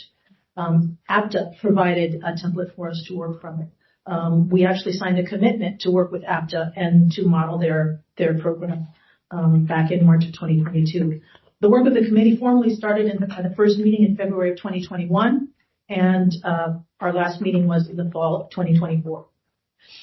So I want to, I'll be using, as I said, this PowerPoint, but I also want to note that there were other things that happened at that time that were pretty critical and helped to guide us in the direction of this level of evaluation and work. We welcomed a new administration in the White House. Former President Biden was very interested in equity in all levels of government, whether it was grant making or hiring or boosting EEO and their powers and the things that they did. He was a champion of equity. Likewise, Secretary Buttigieg, very interested, not afraid to talk about racial equity when it came to transportation. He gave He recognized several important things very early on. People of color make up the majority of transit riders and have longer commutes. America's urban landscape is packed with examples of highways carving up Black communities, cutting off accessibility, and spewing disproportionate amounts of pollution. President Biden said it's the right moment to be looking at the equity implications of everything we do in the federal government, including transportation, which itself should be viewed as a civil rights issue. Buttigieg says it's worth noting that in terms of the workforce of the department and careers in transportation, we've got a lot of work to do to build a more diverse and representative department and workforce. They were both very in favor of creating programs specifically for equity. It is not lost on me the irony of what's happened this week with the new administration and the discussions around DEI and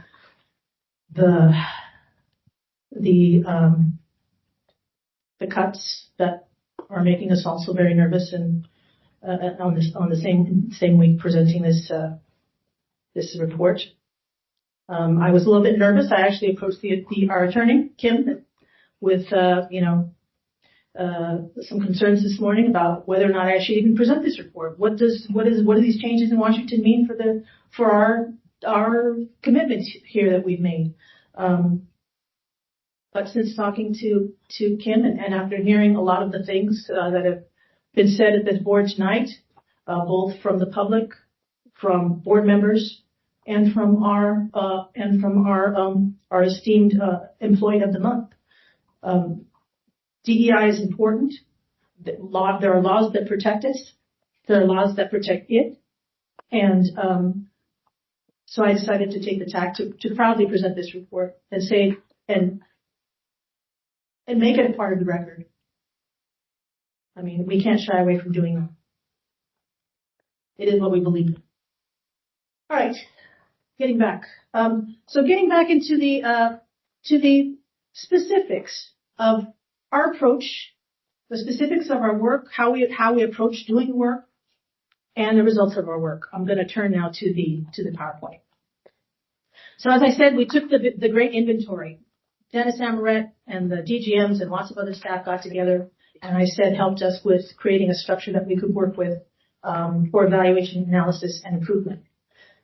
What they came up with, which became the template for our work, was this sort of three-legged stool, and you can see on page 2 three legs of that stool.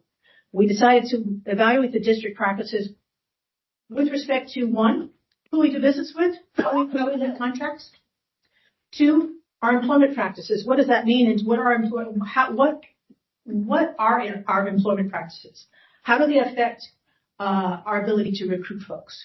What about retention? What about education? And the third component was what are our social equity practices when it comes to our customers, the people that use our bus, our bridge, our ferry, and how about the community also, the surrounding community that it impacts. The procurement, and I know that I'm going to try to be brief. There was so much information. In fact, I wanted to show you this bag that I've been carrying around. It's my industrial strength Mexican lady shopping bag. It has just a bolsa, yes. It has just a small fraction of the material. I've been carrying it around. It's my material from all of the meetings of the committee, and I've been carrying it around reviewing things. But it just represents just a small fraction of the work and the work product of all the people that contributed to this committee, not just committee members, but staff and so many other folks. So there's so many things I'm not going to be able to talk about today. So I'm just going to try to do the highlights. So the first area that we focused on was procurement. Thank you very much to Brian Garrity and his team for providing information to us about how all that works. I also should back up, absolutely back up, to say that there are a lot of things the district was doing with regard to DEI prior to this committee. Absolutely, we all know Tima is our superstar on DDE, and she has been carrying that flag and climbing up the hill for a long, long time with the district on her back. And she has almost single-handedly managed that for a very long time. and doing amazing work. We all know through her reports and just observing the work product and that the DBE program is strong, that she does lots of stuff outside of her regular hours, that she has enhanced the program and expanded it in amazing ways, and has made sure that we're in compliance with regard to federal guidelines, but has also looked to enhance ways in which the district can provide resources, services, and opportunities, frankly, not just to the folks that work here, but folks that want to contract with us, folks that want to work here. So she's been an amazing component and has been doing this work. But we wanted to definitely look at ways to enhance existing work, build on it, and stretch it as far as we could go. So the legal team was very critical to us in the early stages because we wanted to know where those guardrails were. We wanted to know how far we could stretch things, and they provided very important guidance to us. But one of the things that came out of the first third of our goals, our work product goals, as to procurement, was we were able to develop a social equity evaluation factor with our contracts. And we've seen the results of that just as recent as yesterday. We've made a formal approval today of this advertising contract, and that in fact did include the element for analysis of contractors that involve a social equity evaluation. You can see the social equity statement on page 6 of the handout or the PowerPoint. And you can see the bullet points that focus, that call out the priorities of maximizing employment, training, and apprenticeship opportunities among local disadvantaged populations. Are contractors doing that? If they do, they get a particular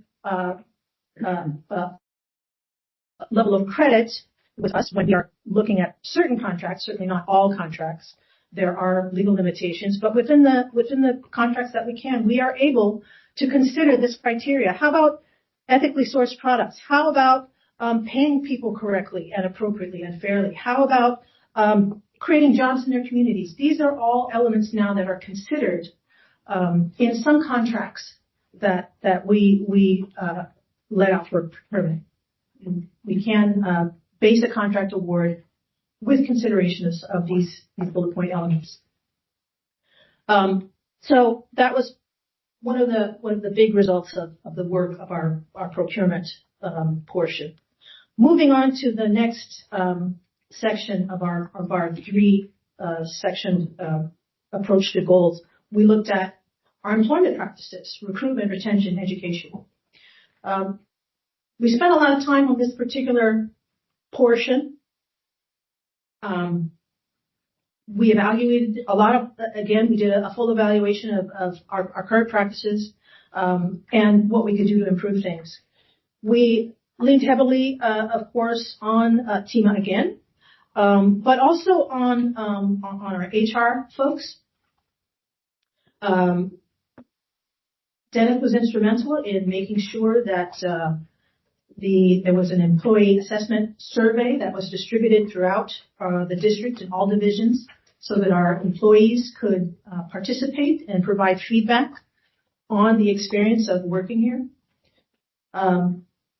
We looked at things like we had a program that recognized cultural heritage and ethnicity here, but as a result of the efforts of the committee, that program was hugely expanded. One of the other things that has received a lot of praise is we've reinstituted and really beefed up our program of luncheons, specifically for women. There's a program called GPS, Grow, Participate, and Share, which is a luncheon that is focused on women. Anyone can participate, but it's sort of focused on the woman's experience here at the district, where women can come, talk about issues, be educated about ways to advance in terms of their professional skills, look at other opportunities, possibly moving laterally here within the district, and find mentors and support. So that's one of the particular great successes. We talked about a lot of enhancing our education and other resources to help bolster and support the development and growth of employees here at the district. So many things. We also recognize the value, and I want to mention Mona Babauta here. Prior to the committee being established, she was responsible for establishing the pre-apprenticeship program for the bus division. And people's lives have been changed because of that program. But we were able to grow and expand on her concepts with now I understand we're even looking at a pre-apprenticeship program possibly for the ferry division.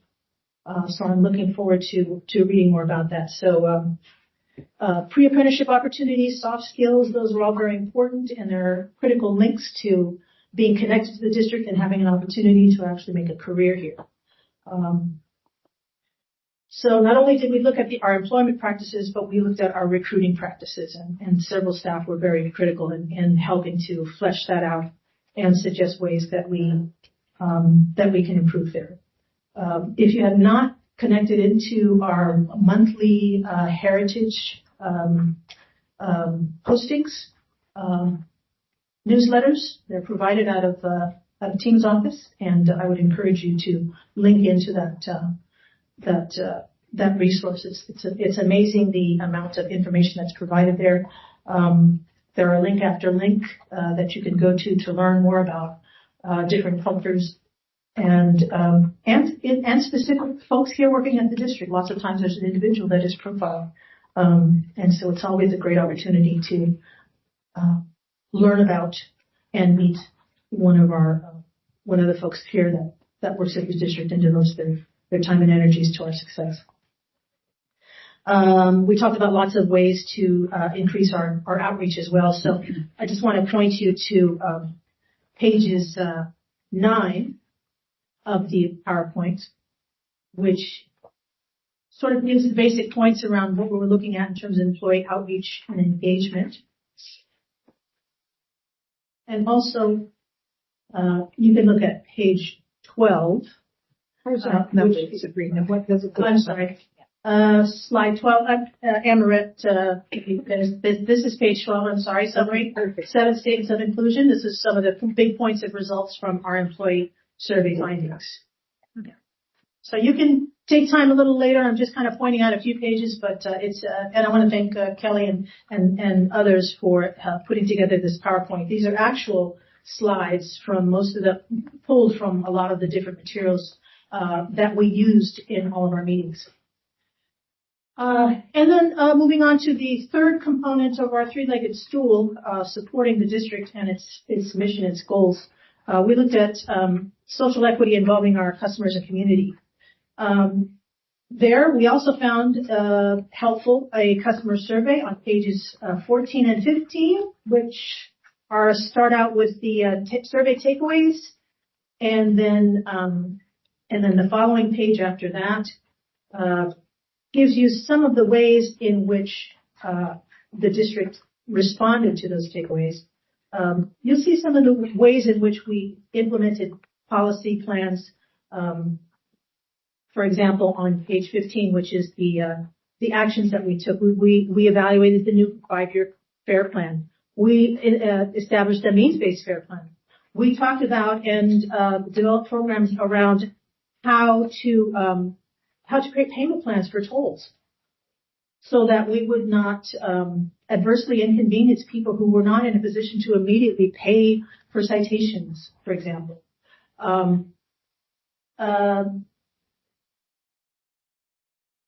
So this kind of information, these kinds of actions, this kind of research was really, really important to inform us on the experience of our customers. And as you can see, we included in the outreach, we included customers that rely on us for their livelihoods, customers that rely on us to get to school, We made sure that information was available and opportunities to participate was available to folks whose first language is not English. So we reached far and wide, and we will be continuing to do that and look at the information that comes back and pushing ourselves to improve where we can. Probably one of the most substantial results that came out of the committee was in January of 2024. You may all remember that we sort of did the final act to redesign or create a mechanism, create a formal department at the Bridge District with increased funding, with increased compensation to bring the folks that were running this department to a level that was comparable to peers in the area, but whose job would be to sort of be a whole department centered around equity and diversity, so that it's not just TEMA, or it's not these sort of siloed groups that have this great idea and an earnest interest and are making earnest effort, but it's not part of a formalized, recognized, and consistent system in any way. Establishing this new department actually enables us to be in a better position to execute the work in a more successful way, in a more consistent way, legitimize the work, keep it at the top of people's minds,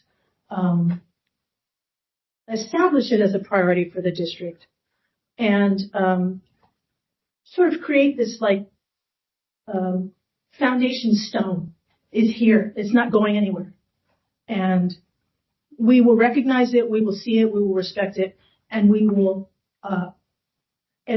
work to make sure the integrity is there, that the mission is accomplished, that diversity, equity, and inclusion are part of how we breathe here at the district.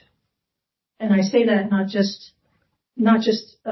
I say that certainly with respect to these three easy groups, but to all of the elements that go into to how we do business, how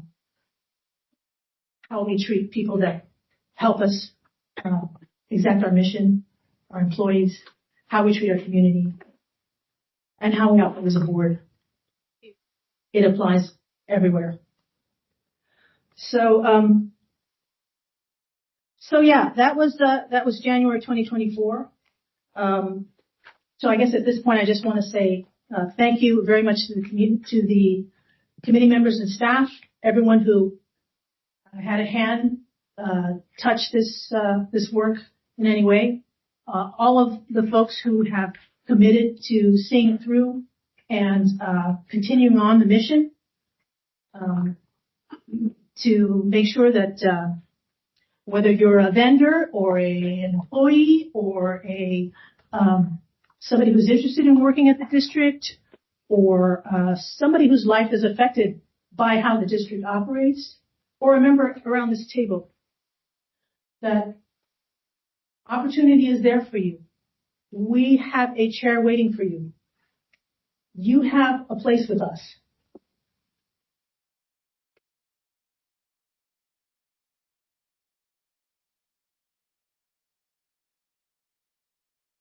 Thank you.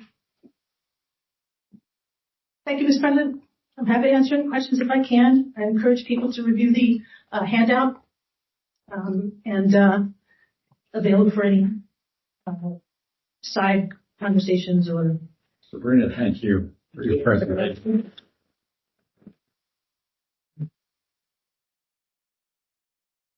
Tremendous amount of work you put into that.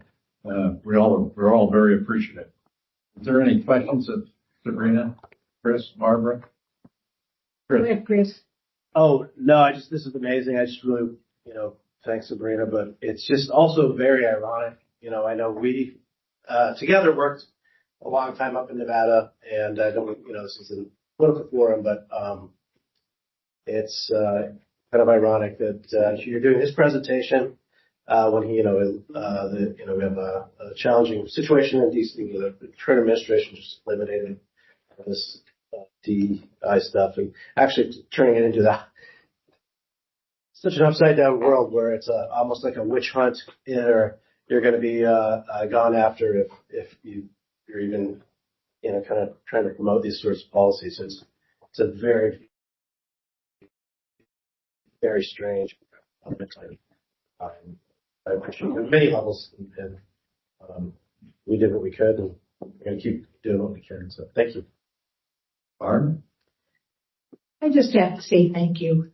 I remember when at Sabrina's request we established the committee, and I think at the time we all sort of thought it would be we'll collect some data and we'll learn some things. And it's so much more than that. I think anyone that follows those understand from today understands how deep you went into that, and I appreciate that, and how cooperative everyone was to do that when sometimes we didn't understand, but we knew that it was the right thing. I guess my question now is, now what? I mean, where do we go from here? All of this, I think, happens now as part of the system. Are we in jeopardy if we continue a committee and continue to have you lead us through that?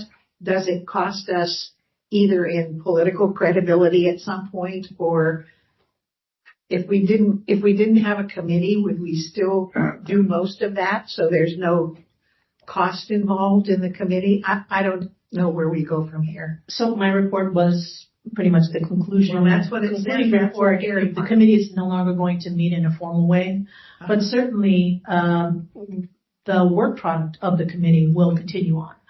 The Bridge District, the employees, the staff, everyone is committed to moving forward and continuing the work that we did in DEI, the programs that we established, the priorities that we decided were important for us. Again, there are certain ways that we have guardrails. There's certain things that we cannot do because of law, but there is law, and that's the good news. There is law that protects a lot of this. And yes, it's a crazy time. I'm worried, as I said, I couldn't wait to see Kim this morning because I woke up last night in a panic thinking, oh my gosh, should I not present this to the board? Is it going to create some kind of a catastrophe for us that I say this on the public record? And I mean, and he assured me, and I'm sure he'll have more to say, and Dennis will probably have things to say, but no.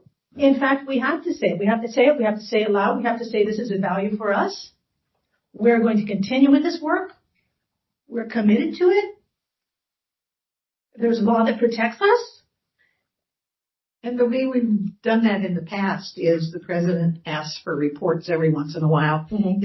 Is that kind of the suggestion? Do you think we can learn enough from that? Or does it need to be an ongoing part of what Dennis can put in his general manager's report without getting us in trouble? I mean, we're walking kind of a line here. Maybe we need to think about it for a month. Yeah, so I think the key thing is there's a lot of uncertainty, a lot of chaos with the change in administration. And I think we need to see how the dust settles with respect to what is the current legal framework that we operate under.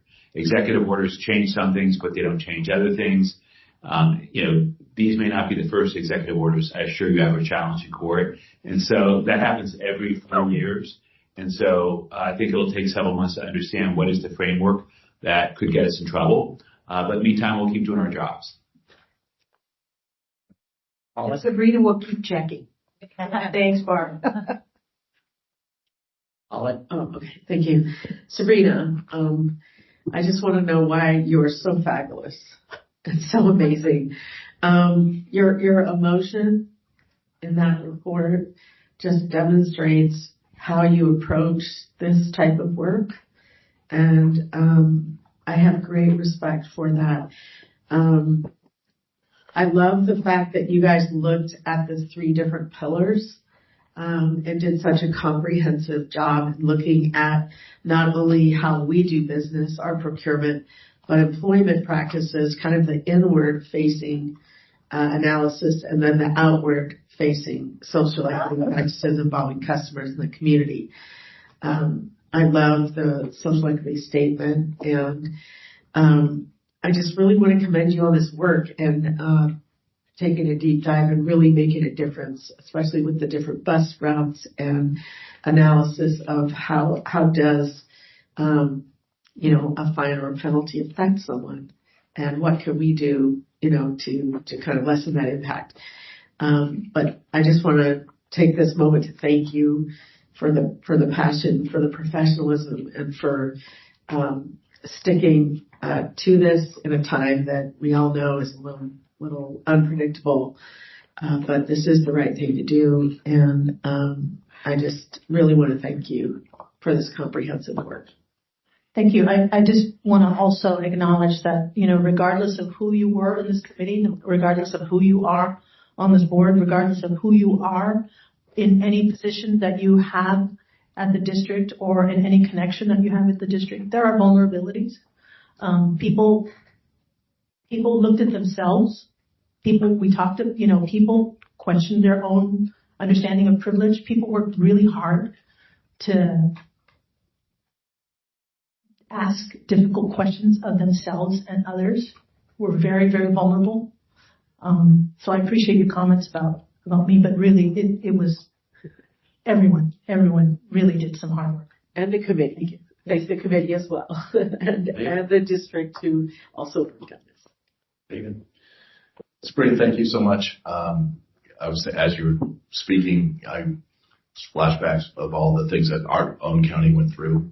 Before George Floyd, in our county, there was Andy Lopez. I was chair at the time. That was an incredible experience to go through, and an outpouring of grief in the community, but also brought up all those issues regarding, police treatment of minorities and everything else. And, looking back on how we navigated through all that, I must admit our Senate Pro Tem was right there with me and had excellent ideas of how best to do that. Out of that, for our county, actually came some very important strategic institutional changes. We have an Office of Equity now that we never had before. We have police oversight, and it's controversial and it's weird because we're a general law county and there's things we can and can't do. And there was a citizens initiative, and whether it's legal or not, all those questions. But I was thinking about here in this my daughter this morning on the way down here. She's in D.C. She doesn't work for the federal government anymore, but she was talking to her friends who got the email this morning saying that if anyone around your office does anything with DEI, they actually have an email address to respond to, and then a threat that if we hear that you heard it and you haven't reported it, what a weird world we are in. But I was thinking about all the things that we do internally. I know in our county, we're just going to take we have a strategic pillar of organizational excellence. And to me, the organizational excellence, is about belonging. It's about diversity. It's about fair treatment. It's about management diversity, decision making, integrating those differences and all that stuff. So all that stuff internally, I think, is just marches forward like it always has. I looked at Kim and friends for, the external, and there we've been really talking about what language is utilized that doesn't trigger some pushback, and again, probably more so with dollars that are coming to the bridge and losing any kind of grants because of it. But thank you for the work. We're going to have a 2 to 4 year hiccup and chaos and a lot of noise, but I don't think that work stops. Certainly internally, it can continue full bore, and then externally, we just have to make sure that we're cognizant of that stuff and adapt accordingly. And so I think we're way very far ahead, thanks to all the work that you did in the committee. Okay. Yeah, I'll be brief. Just thank you very much. Very important work, and it's a great final report for my term on the board. So thank you. Patty.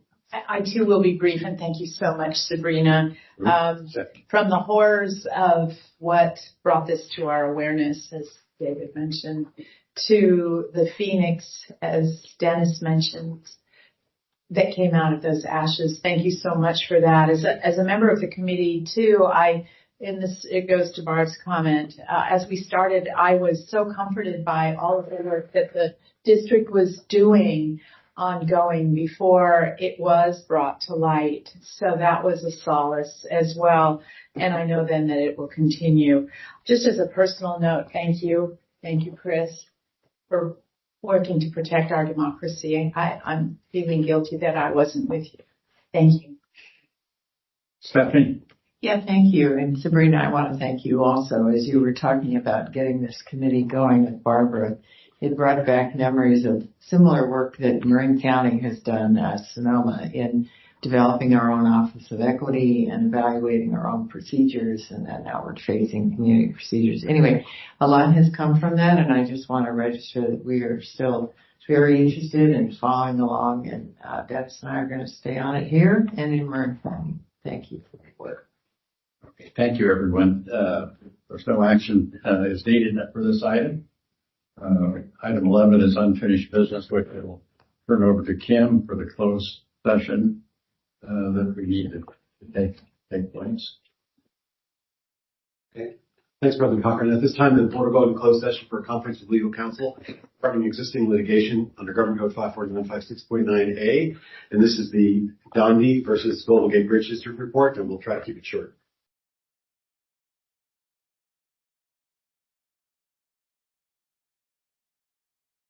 Everyone, there's nothing under item 12. Item 13, communication. It'll be in our minutes. No, Okay, guys, let's wrap it The up. local press isn't. All right. President Cochran, thank you. The board met in closed session. The conference with legal counsel is indicated on the agenda and gave its lawyers appropriate guidance as to how to proceed. There was a spot. All right, now, then you got there's nothing under item 12. Item 13 is communication, which is was posted yesterday.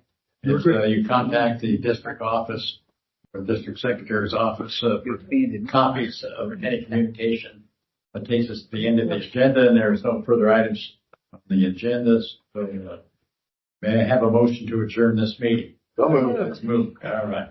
Thank you, colleagues. Let us adjourn. Thank you, Gary.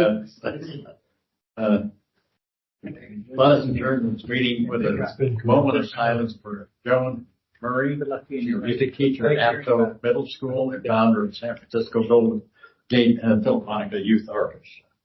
I just mentioned, imagine Sabrina at 13 years old. And she went to you had gone to a number of places before you went to Aptos. Yes, I went. Many different.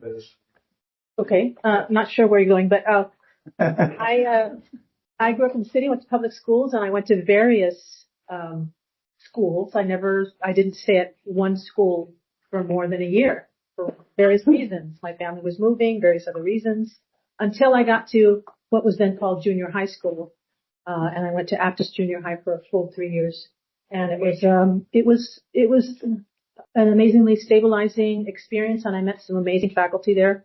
It was a very unique school, and And Mrs. Murray was the teacher there. DEI.